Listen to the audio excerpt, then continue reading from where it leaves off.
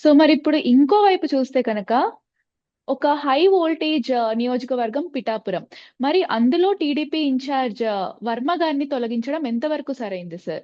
Party కోసం ఆయన అంత చేశారు. లైక్ ఎమ్మెల్యే గాని, ఎమ్మెల్సీ కూడా ఇవ్వలేదు. సో, మరి ఆయన్ని తొలగించడం ఎంతవరకు కరెక్ట్? మరి ప్రధాన కారణాలేమై ఉంటాయి? రాజకీయ కారణాలేమైనా ఉన్నాయా ఇందులో? వర్మ గారు ఏదో తప్పు చేశాడని అనలేం.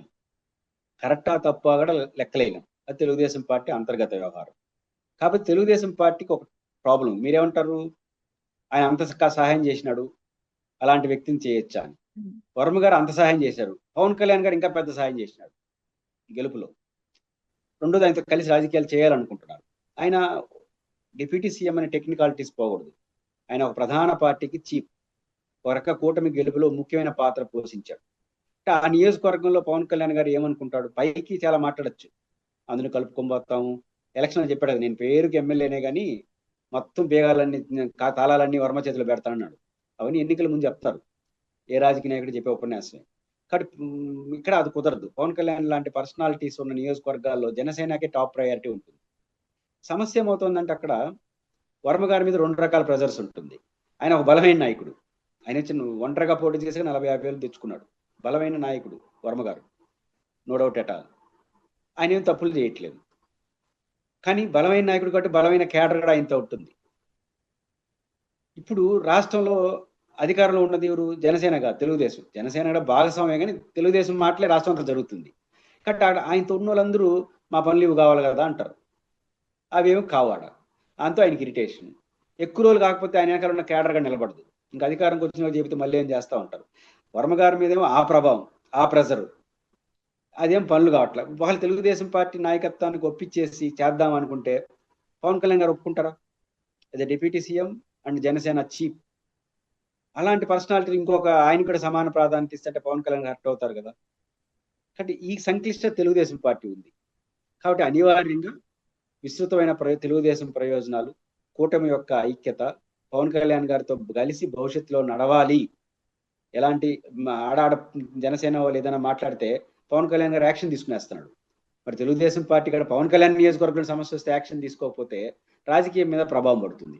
ఇక్కడ వర్మ గారు తప్పు చేశారని తెలుగుదేశం పార్టీ ఆయన పక్కన పెట్టుంటే రాజకీయ అవసరం, పవన్ కళ్యాణ్ గారితో కలిసి స్నేహం, ఈ రెండే ఈ సమస్యకు కారణం తప్ప ఇంకోటి అయితే కాదు. పిఠాపురం అంతా తెలుగుదేశం పార్టీకి క్రమశిక్షణగా వాళ్ళు ఇచ్చిన ఆదేశాల ప్రకారం అధిష్టానం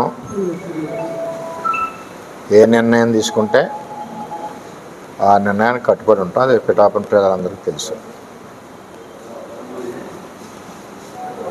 నిర్ణయం పార్టీకి నిలబడాలన్నారు, మనం నిలబడ్డాం.